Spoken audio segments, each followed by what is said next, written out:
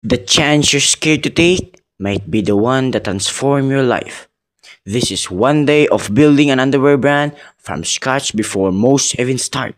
Hi, it's Dave, and this is how it all began. So recently, daghan og mga feedback ang niabot sa ko, especially ang mga Finity collectors no, about sa quality sa underwear og nag-ingon sila nga dali and ma-fade ang quality. And na-realize na ako kung unsa ka importante ang pagpaminaw sa mga panginahanglan sa mga customer, especially ang mga Finity collectors.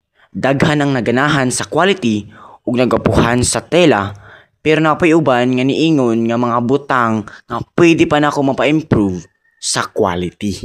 And besides of that, napay mga feedback nga about sa tahi para mas madugay magamit. Tungod sa ilang mga feedback ug mga komento, mas nahimo nga klaro sa kuha kung unsaon ako mapaayo ug mapataas ang quality sa akong produkto. And then pag umanong paminaw sa ilang mga komento ug mga feedback, I just went out and call my manufacturer. And then mo ni ang naitabo. Hello, good afternoon, sir. Ayan, yung madami kasi pong feedback about sa quality po sa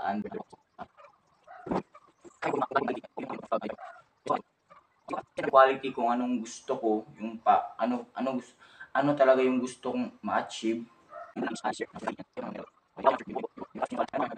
Good news! Nagka-agree mi sa manufacturer na kailangan improve ang quality sa underwear, mas comfy, mas matibay, at mas swak sa lahat ng body types. So, Finity collectors, see you around.